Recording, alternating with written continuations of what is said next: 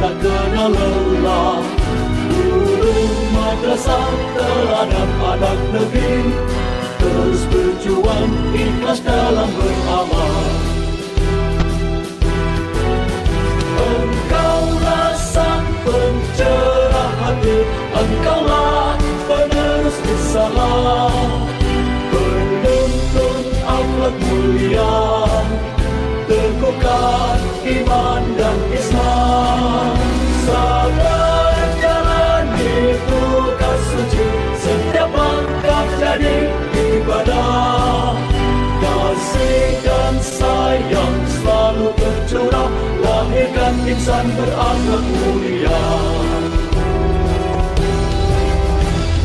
Guru madrasah pendidik anak bangsa, terus mengabdi tak kenal lelah. Guru madrasah teladan anak negeri, terus berjuang ikhlas dalam beramal.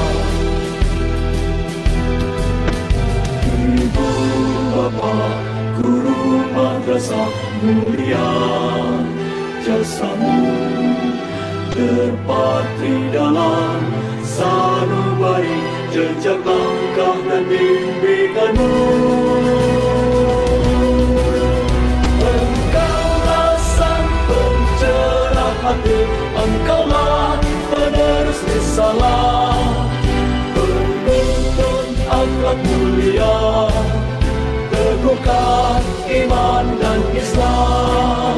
Sabar jalani tugas suci, setiap langkah jadi ibadah.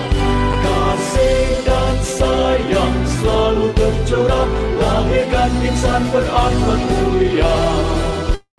Lahirkan insan berakhlak mulia.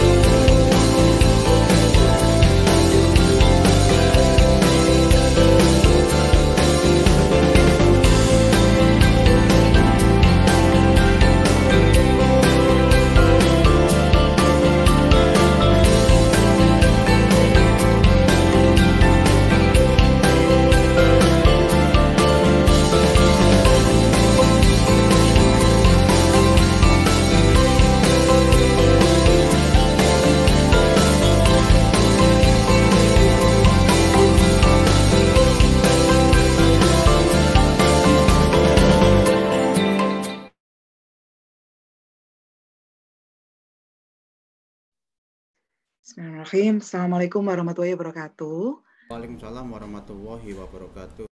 Alhamdulillahirrahmanirrahim. Wa bihi nasta'in wa ala umuri dunya waddin. Wassalatu wassalamu ala asrafil anbiya'i wal mursalin wa ala alihi wa sahbihi ajma'in, amma ba'du.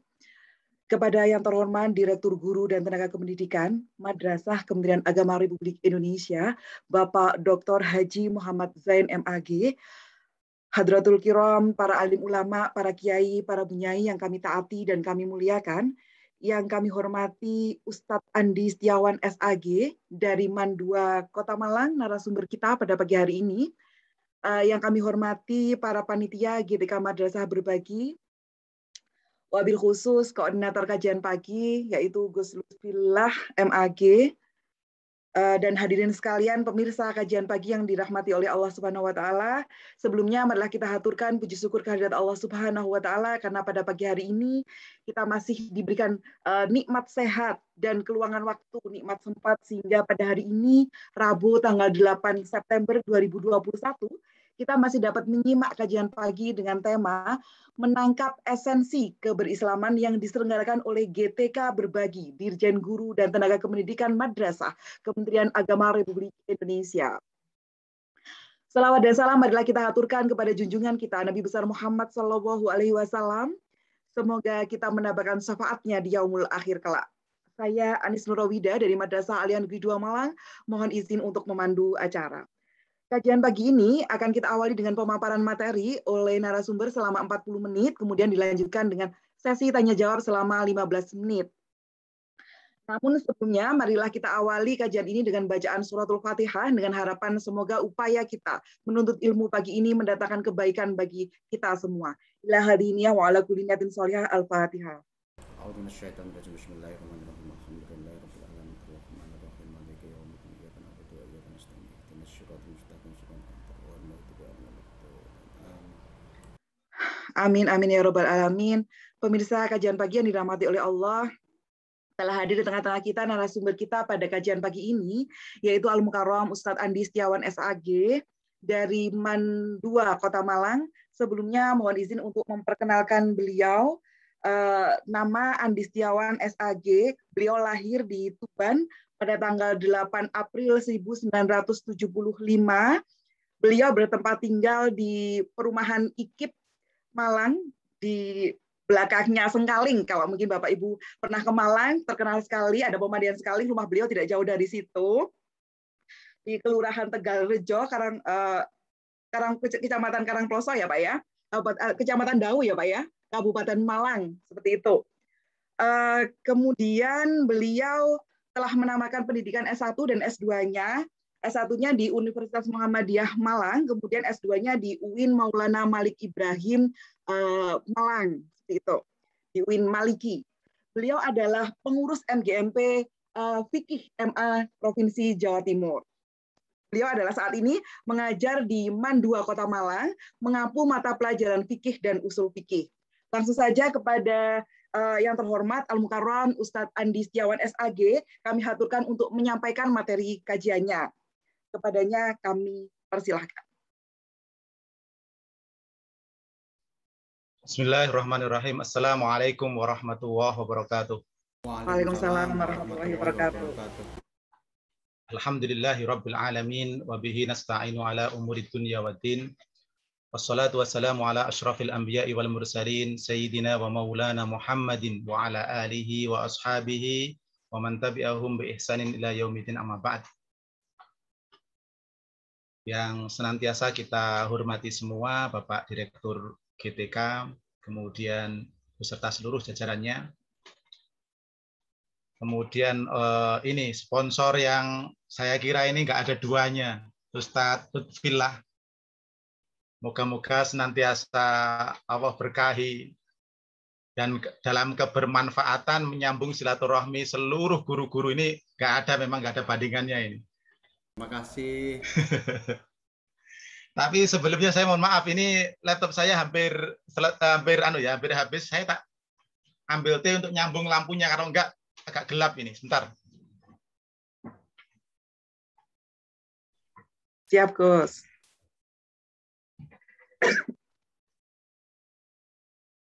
Bapak Ibu yang kami hormati, Pak Andi Setiawan ini adalah seorang guru fikih yang sangat inspiratif ya Gus Lutfi ya. Dari MAN 2 Kota Malang, beliau temannya Gus Lutfi, temannya Pak Nasikir, berjuang di MGMP Fikih MA Provinsi Jawa Timur. Seperti itu. Benar sekali, sama Al-Quran Hadis beliaunya juga ngajar Al-Quran Hadis juga. Oh, Al-Quran Hadis juga ya. Memang guru-guru agama itu bisa ngerakap-ngerakap gitu ya Gus ya? Bisa ngajar ini itu. Masalahnya beliau lulus sertifikasinya itu Al-Quran Hadis, aktifnya di fikih, ternyata sertifikasinya ke Kurdis, sehingga fikihnya kan hanya tambahan. Oh, ternyata sudah hadir kembali Pak Andi, monggo dilanjutkan Bapak. Baik, terima kasih Bu Anis. Siap. Ini karena forumnya ini kok yai-yai, saya ini grogi juga sebenarnya. Tapi betul-betul saya ini dipaksa oleh Ustadz Lutfi. Sebenarnya saya tidak mau, sampai saya dimintai kurikulum vitae itu nggak saya kirim-kirim. Tapi ternyata gambar saya dipaksa ditampangkan di flyer itu. Ya sudahlah, saya kemudian berpikiran begini, karena ini berbagi, maka saya beranikan diri untuk menyampaikan semacam apa yang sedikit saya tahu. Karena saya yakin ketika silaturahmi keilmuan itu sesungguhnya tidak pernah ada kerugian. Misalnya saya membawa satu pemahaman, sedangkan yang saya hadapi ini sudah 10 pemahaman, maka ketika dimasukkan dalam forum keilmuan itu akan terjadi penambahan 11. Jadi keyakinan saya begitu saja, sehingga saya tidak ragu, di samping menghormati Ustadz Lutfi itu sudah. Maka saya beranikan diri, oleh karena itu nanti kalau keliru-keliru mohon dibenarkan oleh para ustadz, para alim ulama yang hari ini hadir walaupun tidak punya gelar. Sesungguhnya saya ingin koreksi sedikit tadi dari moderator Bu Anis supaya tidak salah terkait dengan gelarnya. Sebenarnya saya SAG sampai sekarang ini karena saya nggak selesaikan di UIN Maliki itu. Ya mudah-mudahan saya amini saja, saya nggak tahu karena ketika itu ada halangan sehingga saya terpaksa harus tidak lanjutkan. Baik, keluar dari tema itu, termasuk juga ketika saya dimasukkan oleh Ustadz Lutfi ke penulisan fikih untuk ujian nasional, usul fikih sesungguhnya, itu juga saya nggak tahu. Akhirnya terpaksa juga ikut sampai dari 2017 sampai 2020 kemarin. Ya alhamdulillah gitu aja sebenarnya. Nah, dengan keterbatasan yang saya miliki, ternyata ada kesempatan yang kemudian membuat saya bisa ikut ambil bagian di dalam usul fikih. Sungguh pun materinya sertifikasi saya itu Quran hadis, tapi saya tetap mengajar sesungguhnya dengan usul fikih di kelas 12 keagamaan di MAN 2 Kota Malang. Itu kira-kira sebagian yang perlu saya koreksi.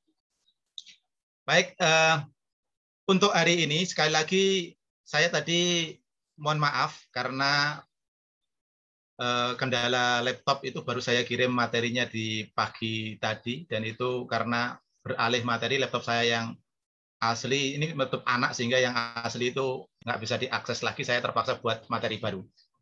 Nah, oleh karena itu di kesempatan ini mungkin saya share screen saja dulu.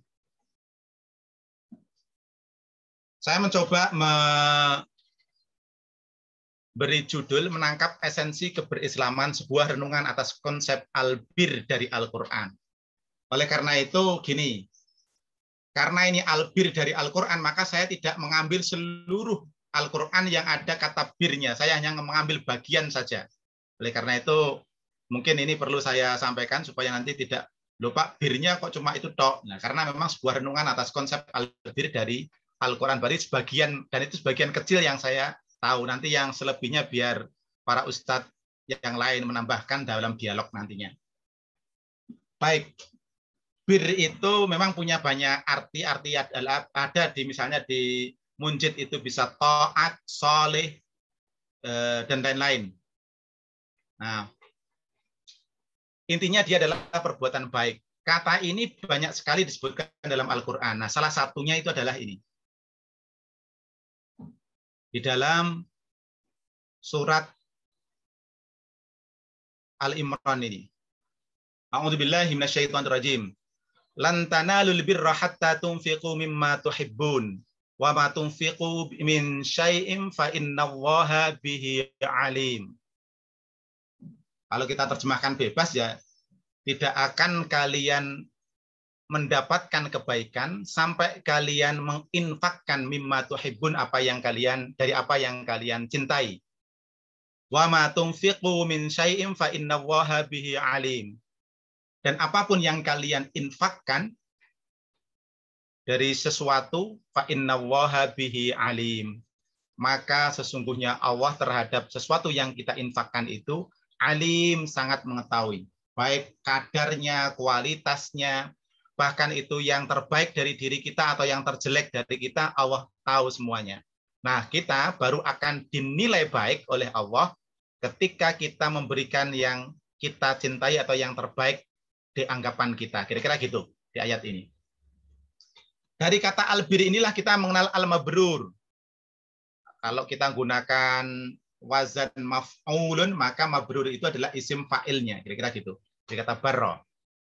Nah, dalam sebuah hadis, Rasulullah pernah bersabda begini.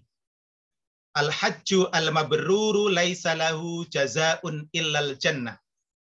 Jadi haji yang mabrur, sehingga kalau kita mau terjemahkan karena isim maf'ulnya itu agak bebas gitu. Haji yang dianggap baik, isim maf'ul, siapa yang menganggap baik ya berarti Allah. Laisa lahu jazaa'un illal jannah, tidak ada balasan yang pantas baginya. Bagi yang haji mabrur tadi yang dianggap baik, illal jannah kecuali surga. Sehingga disinilah kemudian mudah-mudahan kita dengan membahas ini yang belum punya kesempatan haji, mudah-mudahan Allah mudahkan untuk bisa berhaji. Masuk saya. Sehingga al-mabrur itu nanti berkait erat dengan kata albir, yakni perbuatan sehari-hari yang didasarkan pada ketakwaan. Nah, dalam perspektif Al-Quran, itu hanya ada dua landasan pola pikir dalam menjalani kehidupan ini. Yakni yang pertama, pola pikir yang didasarkan pada ketakwaan, kemudian semua asas hidup atau pola pikir selain ketakwaan, atau kita gunakan bahasa lawannya itu kekafiran ya, mungkin yang paling pas. Nanti kalau keliru, mohon dibenarkan. Nah, ada surat yang ini juga masyhur di antara kita, saya kira. A'udzubillahi minasyaitonirrajim. Afaman assasa bunyanahu ala taqwa minallahi wa ridwanin khairun amman assasa bunyanahu ala safa jurufin harin fan harabihi fi nari jahannam wallahu la yahdil qaumaz zalimin. Kurang lebihnya kalau kita artikan di bawah itu, afaman assasa bunyanahu, apakah orang yang membangun atau mendirikan bunyanahu, bangunannya, yang dimaksudnya adalah masjid, karena ada masjid yang didirikan sebagai penanding ketika itu, ala taqwa, berdasarkan pada ketakwaan, minallahi wa ridwani, dari Allah, takwanya kepada Allah, dan hanya mengharap ridhonya, itu khairun. Apakah lebih baik? Amman assasa bunyanahu ala safa jurufin. Ataukah orang yang membangun bangunannya, masjidnya itu, ala safa jurufin, di tepi jurang yang akan runtuh, kira-kira gitu. Harin, yang akan runtuh.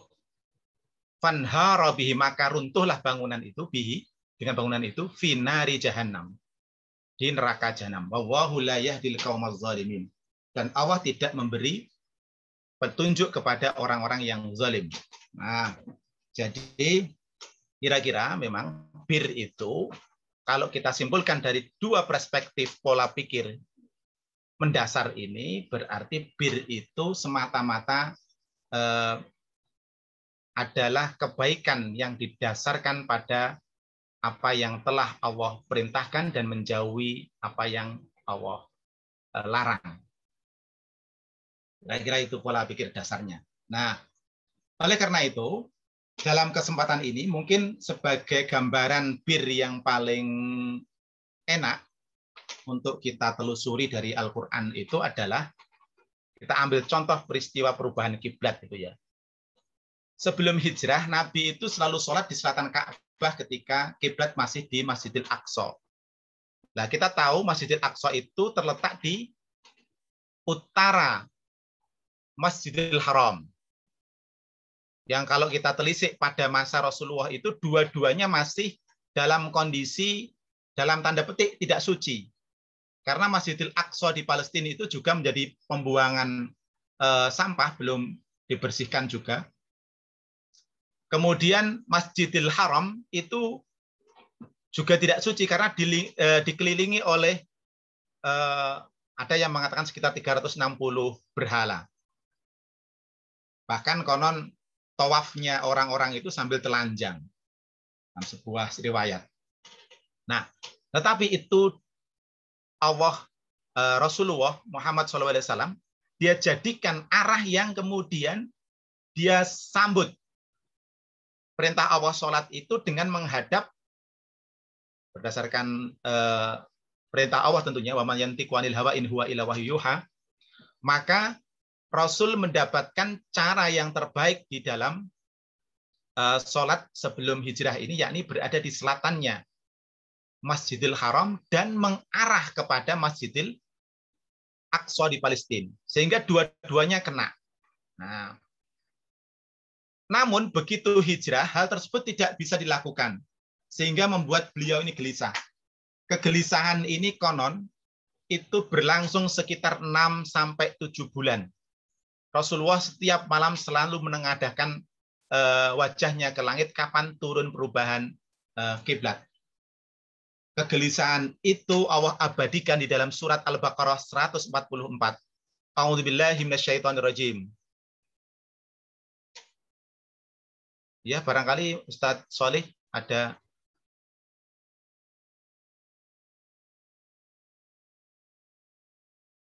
Nggak ada ini ada yang menaikkan tangan, barangkali ada yang mau tertekan, Pak, mungkin. Oh, mohon maaf, saya kira ada yang mungkin dibenarkan, boleh kalau mau dibenarkan. Sebelum saya lanjut. Baik, saya lanjut kalau begitu. Nah, a'udzubillahi minasyaitonirrajim. Qad nara taqalluba wajhika fis sama. Sungguh kami tahu taqalluba wajhika fis sama. Bolak-balik wajahmu itu mengarah ke langit. Falanwalliyannaka qiblatan tardaha. Maka sungguh kami akan memalingkan kamu. Falanuwalliyannaka dalam taukid ya. Sungguh kami akan memalingkanmu qiblatan tardaha, ke arah kiblat yang kamu meridhoinya. Fawalli wajhaka satral masjidil haram. Palingkanlah mukamu ke arah Masjidil Haram. Wa haitsu ma kuntum fawallu wujuhakum syatrah, dan dimanapun kalian berada maka palingkanlah wajahmu ke arah itu. Dalam beberapa riwayat kita bisa tahu ada yang mengatakan ini sholat zuhur, ada yang mengatakan sholat asar, ada yang mengatakan sholat isya, tetapi yang jadi pedoman utamanya itu adalah sholat itu jumlahnya 4 rakaat, sehingga 2 rakaat itu menghadap ke utara dan 2 rakaat berikutnya menghadap ke selatan. Saya nggak tahu ya bagaimana posisinya, caranya itu kita tidak menemukan. Barangkali Rasulullah muter gitu aja ya. Saya nggak tahu, ini barangkali nanti bisa dijelaskan yang pernah membaca riwayatnya. Saya belum pernah membaca riwayatnya bagaimana Rasul muter yang tadinya imam berada di utara, ngimami begitu, kemudian turun ayat ini yang mengubah, memerintahkan Rasulullah untuk menghadap ke Masjidil Haram di Makkah. Berarti Rasul akan menghadap melewati jamaah yang tadi di belakangnya, kemudian berada di depannya. Pembalik langsung begitu, apa kemudian beliau masih berjalan terus di depan jamaah dan kemudian baru berada di belakang jamaah yang tadi menghadap ke utara, dan di situ terjadi polemik. Yang imannya yakin, ini yakin wahyu turun. Dan kemudian mengikuti begitu saja apa yang dilakukan oleh Rasulullah. Tetapi yang imannya pas-pasan, imannya lemah, itu kemudian orang ini nggak konsisten kira-kira. Nah itu diantaranya adalah orang yang beriman lemah, orang munafik, kemudian orang Yahudi yang masuk Islam dan Nasrani yang tidak masuk Islam, tetapi sesungguhnya belum kuat benar keberislamannya. Nah, ini menimbulkan cemoohan orang Yahudi dan Nasrani dan mengembuskan fitnah bahwa Nabi Muhammad tidak serius. Lebih-lebih selama ini mereka rodok senang gitu loh. Apa namanya, kok menghadapnya ke Masjidil Aqsa di Palestina. Itu kan tempat suci juga bagi orang Yahudi dan Nasrani. Nah, disinilah kemudian Allah membantahnya dengan kata-kata ini yang kaitannya dengan albir tadi. A'udzubillahi minasyaitonirrajim. Laisal birra an tuwallu wujuhakum qiblal masyriqi wal maghrib, walakinnal birra man amana billahi wal yaumil akhir. Ila akhiril ayat. Nah, Allah kemudian menegaskan kebaikan itu bukan mengarah ke kiblat mana kalian menghadap, tetapi kebaikan itu adalah man amana billah, yang beriman kepada Allah dan hari akhir. Konsekuensi dari iman yang sering kita dengar adalah iqrarum bil lisan tasdiqum bil qalb wa a'malul bil arkan. Jadi sesuatu yang diucapkan kemudian diyakini di hati dan dibuktikan dengan amal perbuatan. Maka ketika Rasulullah mengimani Allah dan Rasulnya ini, maka sahabat-sahabat utama itu yang kuat imannya langsung mengikuti Rasulullah, membalikkan badannya mengarah ke Masjidil Haram. Nah, kurang lebih kalau kita lihat dari sini, nah, kita memang beruntung memiliki penyatuan orientasi dalam peribadatan. Ini saya kira hanya satu-satunya yang saya tahu hanya di Islam. Walaupun kemudian di beberapa media sosial kita akan bisa temukan ada orang yang dalam tanda petik tidak punya ilmu, itu kemudian mengolok-olok Islam, menyembah batu yang ada di Ka'bah atau batu kotak itu yang. Jadi Ka'bah kotak itu, batu kotak itu yang disembah oleh umat Islam. Padahal kalau kita lihat dalam sejarah, terutama sejarah Fathu Makkah, kalau pernah kita baca di sana, ketika Fathu Makkah, itu Rasulullah meminta orang yang dalam strata sosialnya itu adalah paling rendah dan dari sisi rasnya itu paling rendah, yakni Sayyidina Bilal bin Rabah. Itu bekas budak plus orang yang kulitnya hitam. Jadi sudah bekas budak, orangnya secara rasis pun itu adalah ras yang paling rendah di mata manusia. Untuk naik di atas Ka'bah. Kalau Ka'bah itu sesembahan, maka tidak mungkin ada orang dalam tanda petik, mohon maaf, ini bukan saya merendahkan, dalam pandangan manusia, itu sangat rendah, yakni Sayyidina Bilal bin Rabah, itu menginjak Ka'bah untuk mengumandangkan adzan. Dan itu kemudian banyak juga orang yang memprotes Rasulullah karena orang serendah itu tidak pantas mengumandangkan adzan di tempat yang mulia, yakni di atas Ka'bah. Tetapi itu kemudian dibantah oleh Allah dengan ayat yang turun, inna akramakum indallahi atqakum. Yang paling mulia di antara kalian adalah yang bertakwa. Nah, dan dari situ pula kita juga mengetahui sejak Rasulullah pun persoalan rasisme sudah selesai. Jadi tidak pernah ada persoalan rasis yang bisa diselesaikan oleh kelompok di dunia ini dimanapun dia berada. Baik itu berbentuk institusi keagamaan atau institusi kenegaraan. Kita tidak pernah jumpai ada yang berhasil menyelesaikan rasis sampai seakar-akarnya selain Islam. Dan itu sudah ditunjukkan oleh Rasulullah sejak awal sekali periode kerasulannya, baik di periode Mekah maupun di periode Madinah. Nah, oleh karena itu, inilah saya kemudian mengatakan Islam ini punya keautentikan yang dia tidak lagi, Allah menunjukkan bahwa kenapa autentik? Dia asli, dia tidak meniru orang Nasrani dan orang Yahudi. Allah menunjukkan dengan memberi Ka'bah sebagai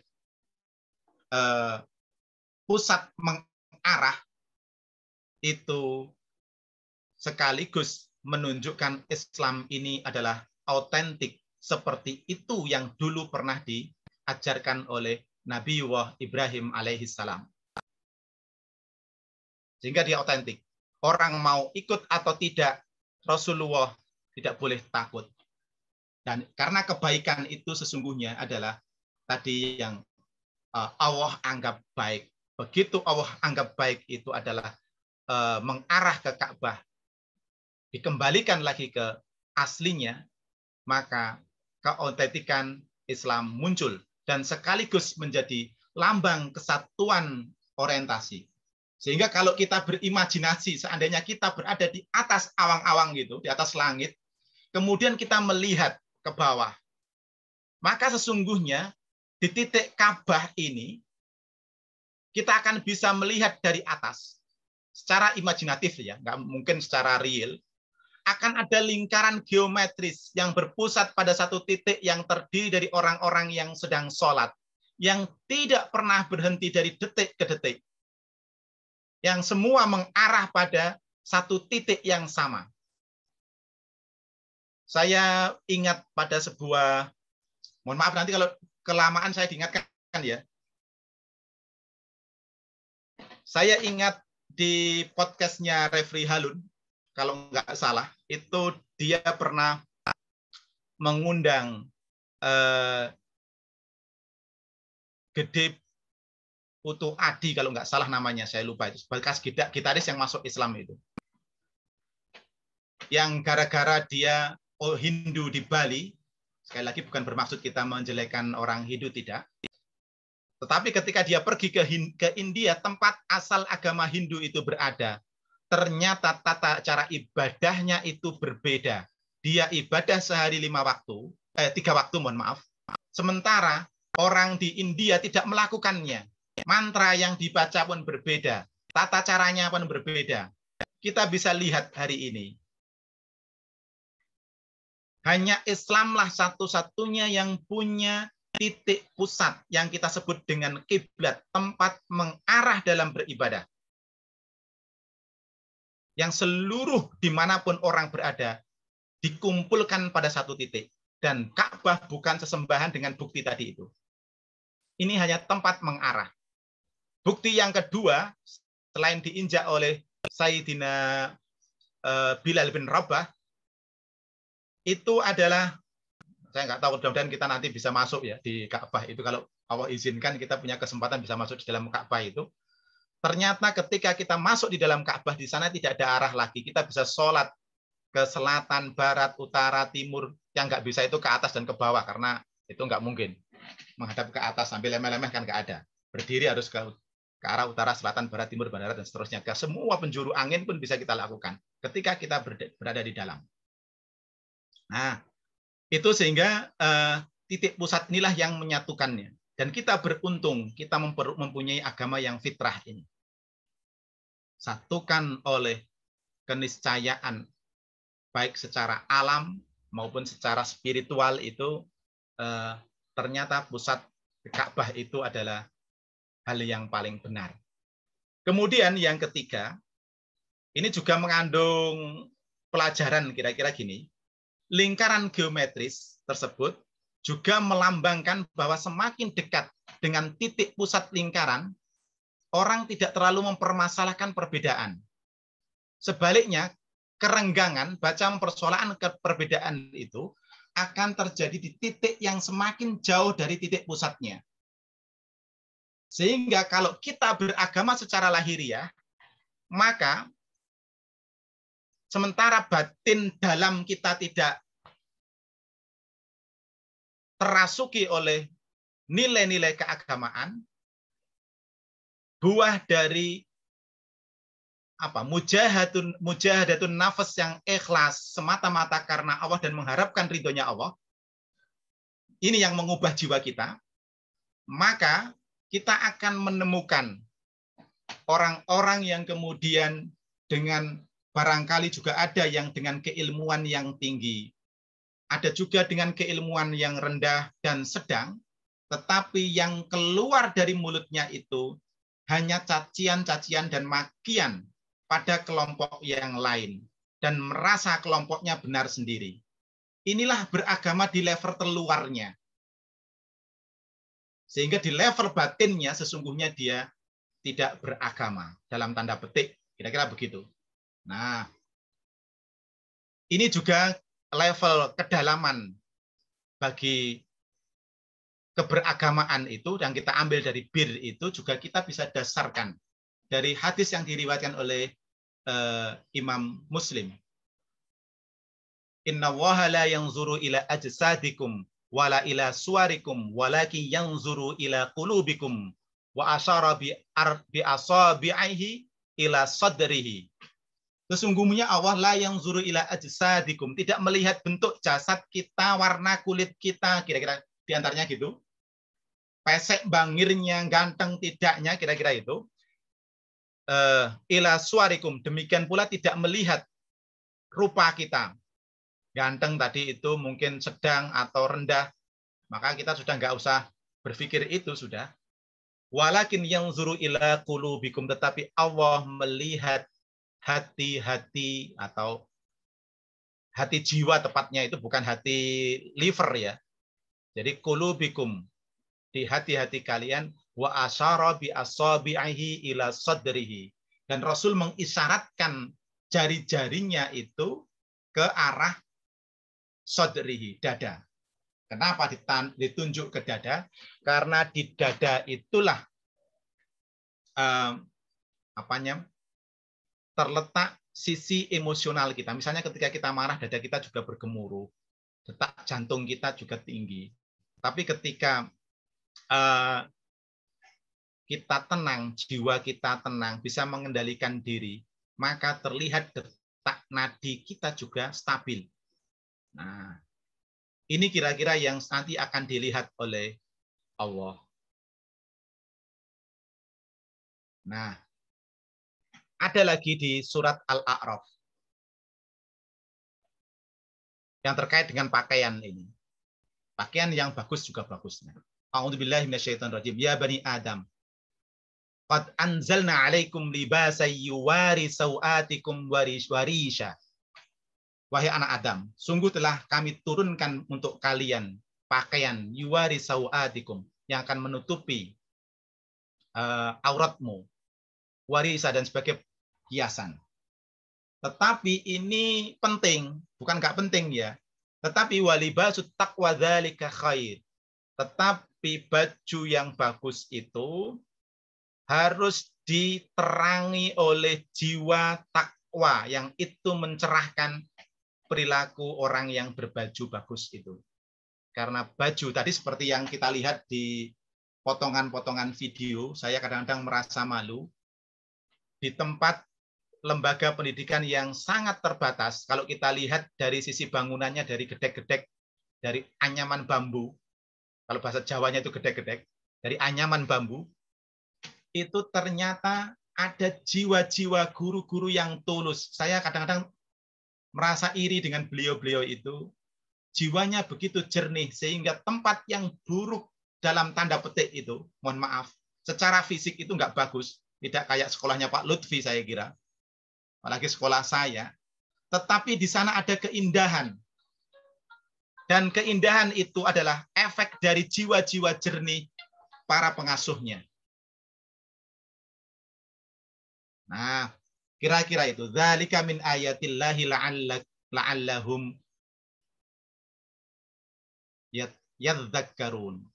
Seperti itulah tanda-tanda Allah, la'allahum yadzakkarun, agar mereka bisa mengambil pelajaran. Mengingat itu juga bisa mengambil pelajaran. Demikian pula kita bisa lihat dari kata bir tadi, praktek orang-orang yang beribadah secara lahiriah itu dikritik betul di dalam surat Al-Ma'un ini. A'udzubillahi minasyaitonirrajim. Ara'aital ladzi yukadzibu biddin. Tidakkah kamu lihat orang-orang yang mendustakan agama?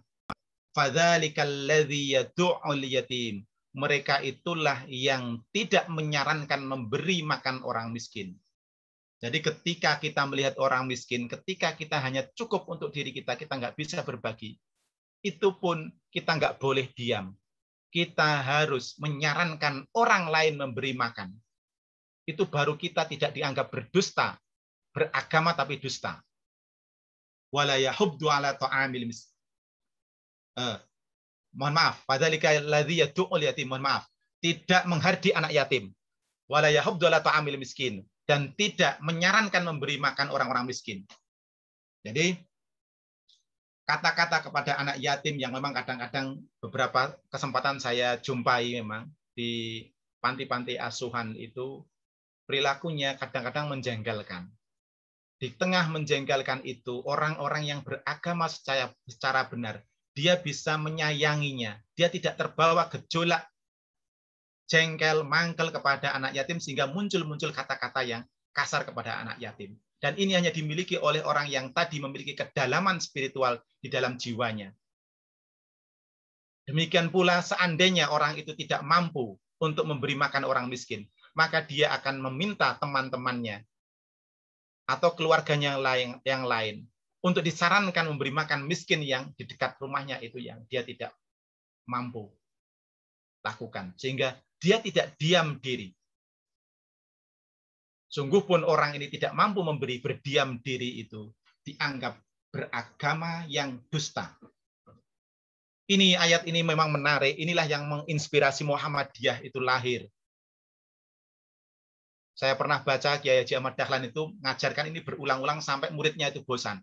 Tapi begitu muridnya dibawa ke lapangan, ketika itu kalau nggak salah di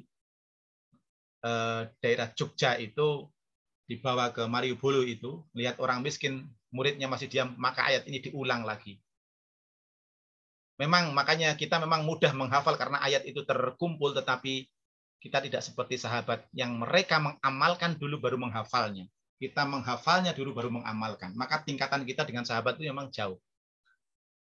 Nah, ayat ini juga fawailul lil musallin. Celakalah orang-orang salat. Alladzina hum an salatihim sahun. Mereka lalai. Lalai di sini itu ternyata tidak mungkin diartikan lupa, karena dalam fikih lupa tidak berdosa. Nah, sahun itu kemudian dijelaskan mereka salat tetapi hanya untuk pamer. Wa yamna'unal ma'un. Dan enggan memberi pertolongan, enggan keluar untuk memberi bantuan. Bapak-bapak, ibu-ibu, saudara-saudara sekalian yang punya kesempatan menyaksikan ketika berbagi ini, contoh lain yang bisa kita lihat juga adalah ibadah kurban. Kurban itu bukan sesaji kepada Allah, seperti sesaji kepada larung sesaji pantai selatan untuk Nyi Roro Kidul dan lain-lain itu tidak. Karena Allah memang nggak membutuhkan itu. Nah, ada ayat yang ini terkait dengan dua-duanya. Yakni surat Al-Hajj ayat 36 dan 37. Singkatnya, saya langsung saja wa idza faqulu minha wa at'imu al-qani'a wal mu'tara. Jadi makanlah dari sembelihan kurban itu dan beri makanlah al-qani, yakni orang yang qanaah ya, orang yang menjaga kemuliaannya dengan tidak meminta-minta. Tapi dia kurang.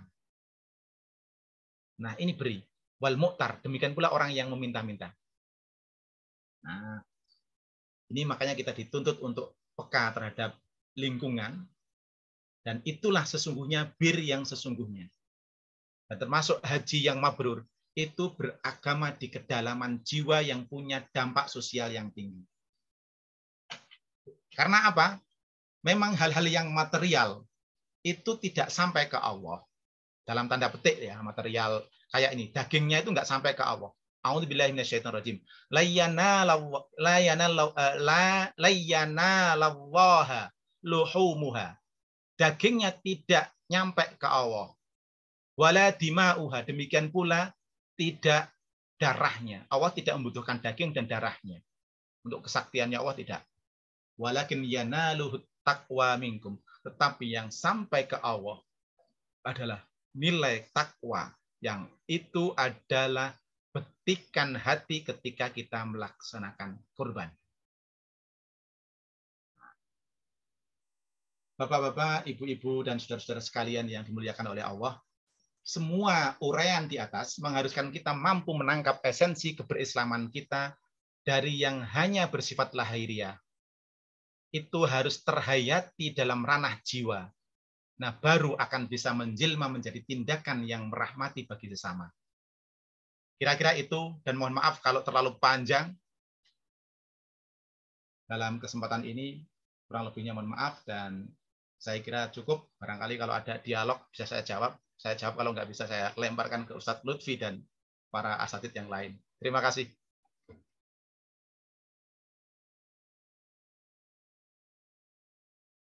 Masih mute, Bu Anis.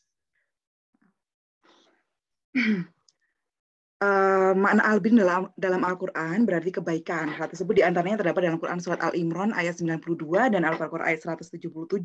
Islam adalah agama yang memiliki keautentikan. Agama Samawi ini menolak rasisme, memandang manusia sama, tanpa membedakan warna kulit, memandang seseorang dari kemuliaan hatinya.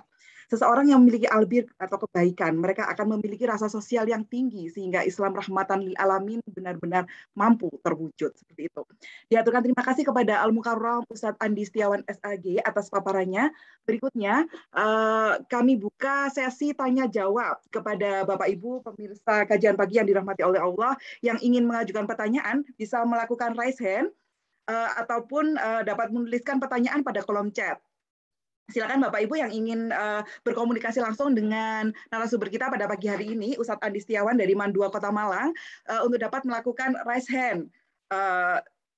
Disilahkan, monggo, barangkali saja ada, atau mungkin dapat menyampaikan pertanyaannya melalui fitur atau kolom chat yang ada di bawah, seperti itu. Sebentar. Assalamualaikum. Oke, ternyata saya lihat chat, saya kira ada pertanyaan, ternyata adalah ungkapan bahwasanya beliau, ada Ibu Mirna dan lain-lain, beliau menyampaikan kesenangannya dalam mengikuti kajian pagi ini. Oke, ada Bapak Ibu? Belum ada sementara? Oke, baik. Alhamdulillah kalau nggak ada, Bu. Kita tunggu sebentar, Ustadz. Sebenarnya menarik sekali ya, Ustadz ya. Saya melihat tadi kalau kita beriman tidak hanya sekedar secara lahiriah saja, ternyata itu bisa membawa sampai sebuah ke titik di mana kita itu sangat memperhatikan orang-orang yang ada di sekitar kita, seperti itu ya, Ustadz ya. Insya Allah. Tadi saya, iya. Oke, dan ini sangat menarik sekali bagi saya yang memang benar-benar awam dari sisi keagamaan ini, karena saya ini guru kimia, Tat. Jadi ternyata Islam itu adalah sebuah agama yang benar-benar menjunjung tinggi nilai sosial ya, Tati ya. Makanya sebenarnya kemarin tuh saya mau menyiapkan tema tentang hijrah ya, karena ini penghujung Muharram. Saya sebenarnya kemarin tinggal ngomong tentang hijrah, tapi di hijrah itu ada yang menarik. Saya pernah bertanya di Ustadz itu gini, apakah hijrah dengan dampaknya itu kayak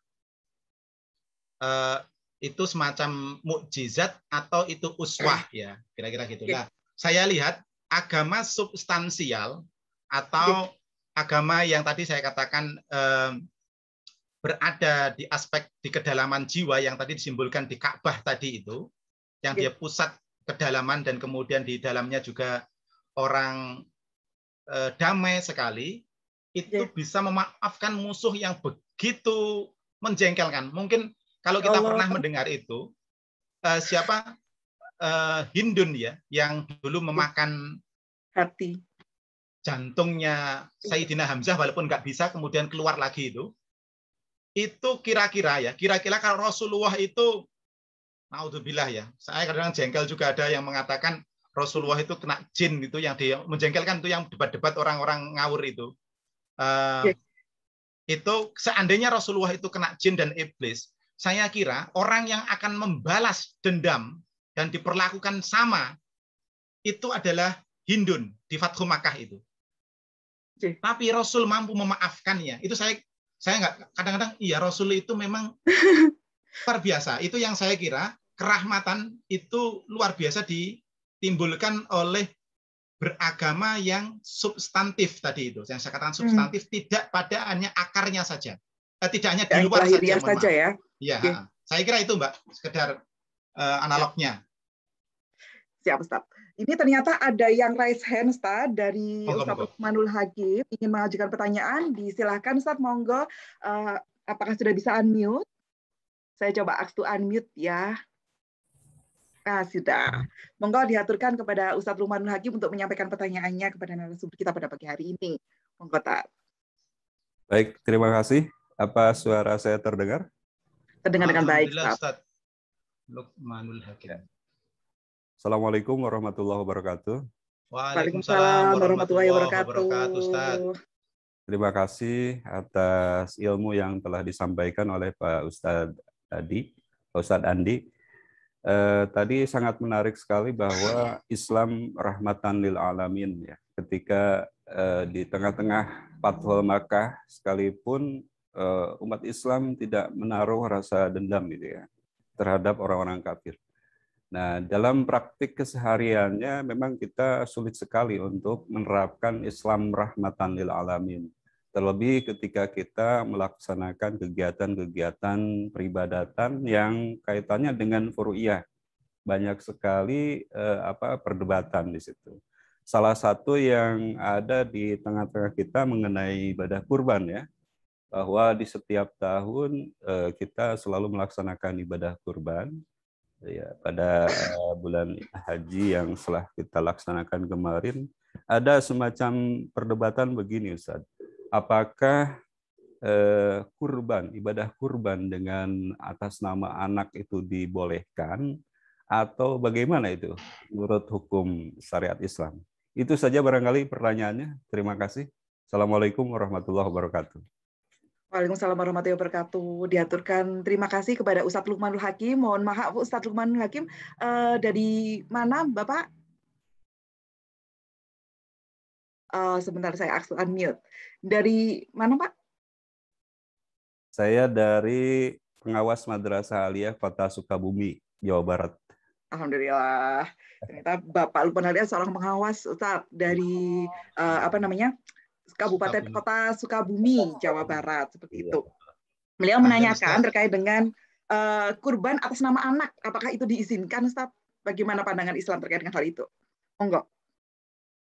Baik, terima kasih. Mohon maaf saya tadi nggak nyiapkan tentang fikihnya itu ya. Yang pernah saya baca memang kalau kurban itu sesungguhnya Rasul dalam sebuah hadisnya seingat saya itu hadza min Muhammad wa ali Muhammad. Jadi ketika Rasul mengorbankan seekor kambing, itu Rasul pernah mengatakan ini berasal dari Muhammad dan keluarga Muhammad. Jadi tidak untuk tahun ini satu orang, tahun depan misalnya sekarang ini bapaknya, tahun depan anaknya, tidak begitu. Tapi langsung saja hadza misalnya min Andi wa ali Andi misalnya kira-kira gitu ya. Dan keluarganya Pak Andi, kira-kira gitu. Tapi Rasulullah juga pernah berkorban hadza min Muhammad wa ummati Muhammad. Dan ini dari Muhammad dan umat Muhammad. Mungkin ya dari situ kemudian kita bisa pahami berarti ada umat Islam itu yang nggak bisa kurban itu sebenarnya pernah ketika itu ya, saya kira juga sama dengan keadaan sekarang, itu pernah ada yang tidak bisa kurban dan Rasulullah kemudian menanggungnya. Maka alangkah mulianya Rasulullah itu menanggung sampai umatnya. Lah barangkali sekarang itu dengan latihan kurban itu saya kira di Man-Man itu di tempat saya juga ada latihan kurban. Nggak apa-apa wes dari umat Muhammad kira-kira gitu. Di latihan kurban kalau di sekolah-sekolah ada yang nggak sah menurut saya ya. Rasulullah pernah kok itu walaupun itu nggak iuran untuk dirinya Rasulullah yang menanggung. Nah karena nggak kuat untuk mensiarkan itu saya kira ya walaupun itu bukan semacam fikih ijtihadi tidak, tetapi semacam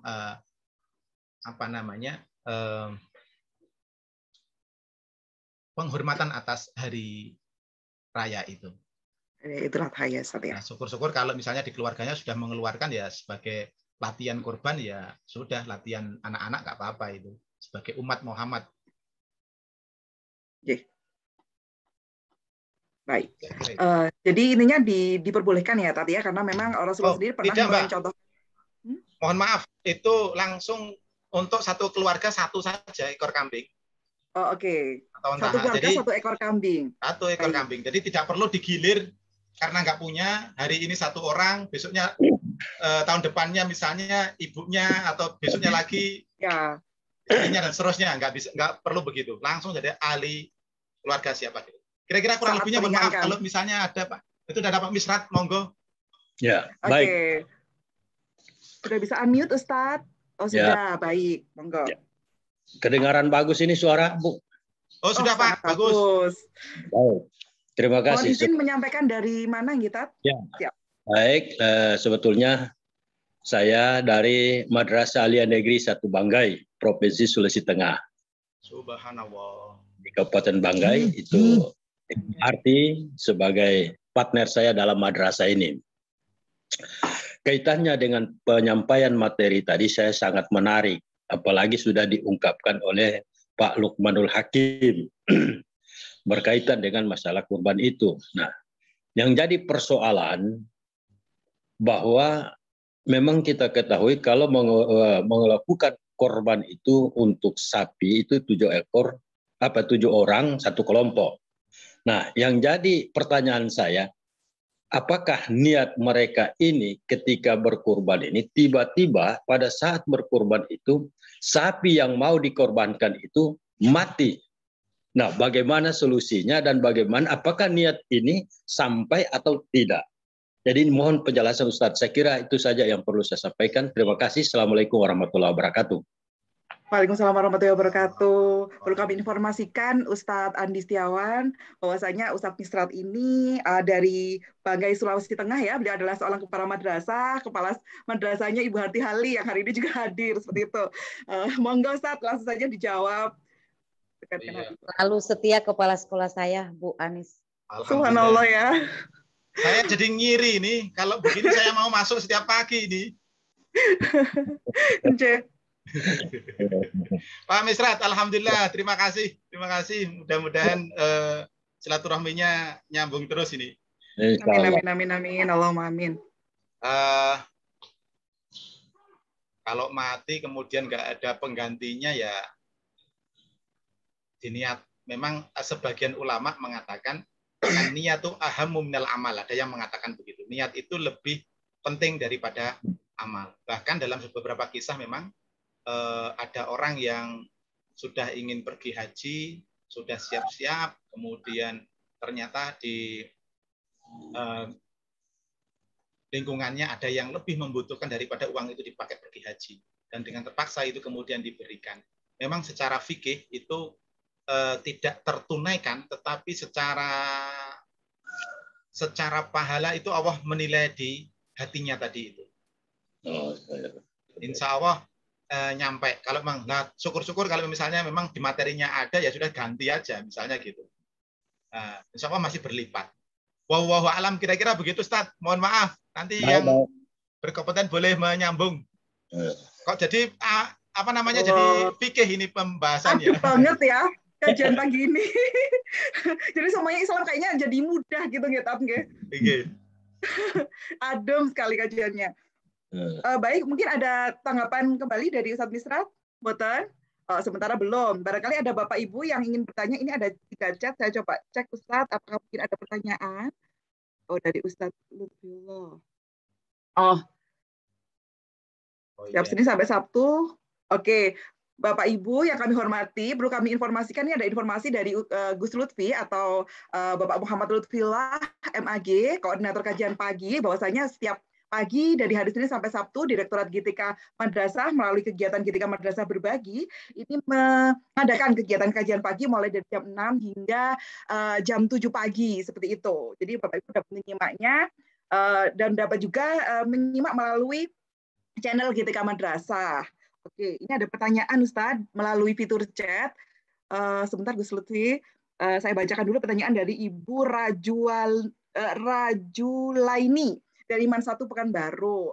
Assalamualaikum, mau nanya hewan yang dikorbankan itu apakah ada kriterianya Ustadz? Gitu. Monggo Ustadz dijawab Gus Lutfi. Setelah ini kesempatan akan saya berikan kepada Gus Lutfi ya, setelah Ustadz menjawab. Monggo Ustadz Andi Setiawan. Nanti itu Gus Lutfi aja yang membahas Gus Lutfi fikih-fikihnya ini.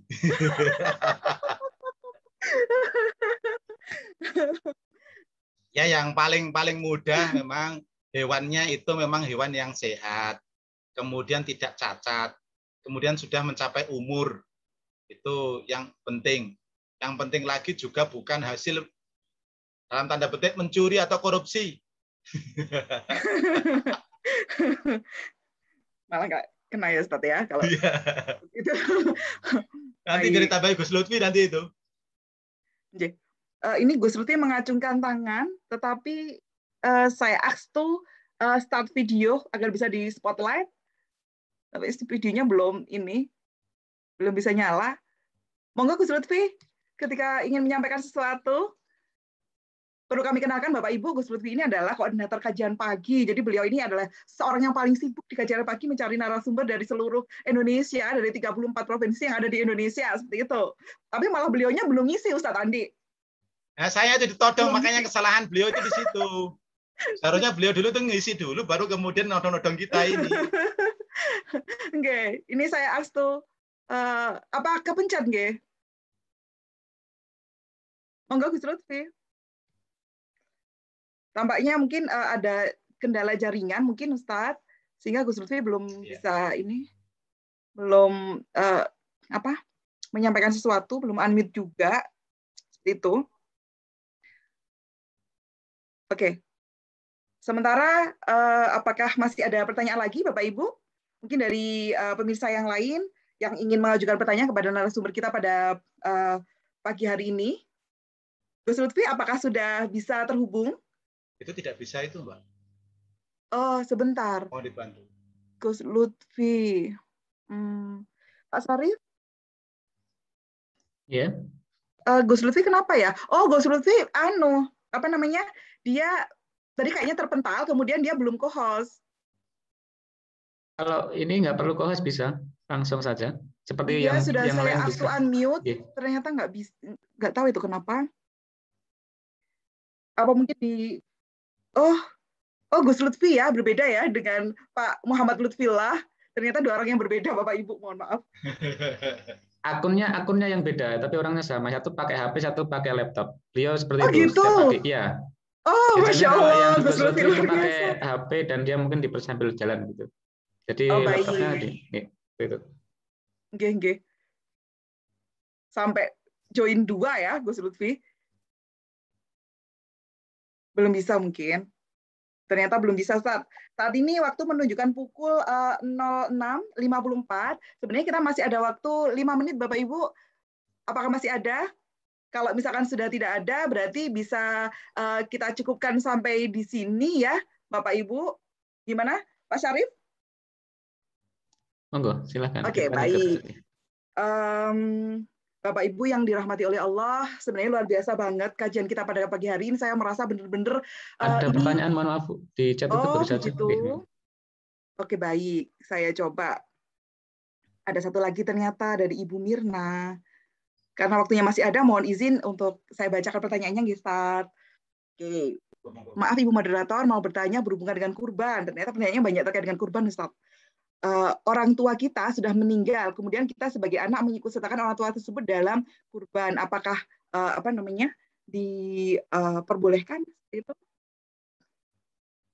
Tampaknya ini mirip dengan pertanyaan yang tadi ya.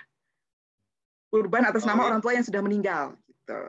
Baik, terima kasih. Mungkin sekilas saja, karena orang sudah meninggal di kurban itu sunnah, itu tidak kena kewajiban. Jadi tidak punya kewajiban, kecuali kewajiban orang yang meninggal itu adalah membayar hutang tok, itu kalau nggak salah. Itu pun yang harus mengganti adalah keluarganya, bukan mayatnya harus diteret-teret untuk membayar, tidak. Tapi keluarganya yang ganti. Baik. Berarti tidak kena kewajiban untuk kurban, ngaten. Insya Allah begitu tidak. Tetapi apakah dibolehkan, Tat, kalau seandainya ada keluarga yang ingin mengorbankan untuk orang tua yang sudah meninggal? Gitu. Saya kira begitu anaknya ngomong, hadza, misalnya saya, hadza min andi wa ahli, keluarga saya itu berarti kan ibu saya kena, sebagai anak yang soleh itu tetap dapat lah.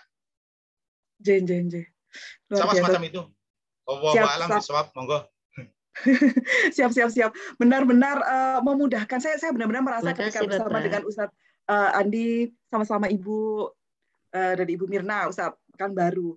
Ketika bersama dengan Ustadz Andi ini, saya merasa Islam memang benar-benar kayak memudahkan, adem, rahmatan lil alaminnya juga.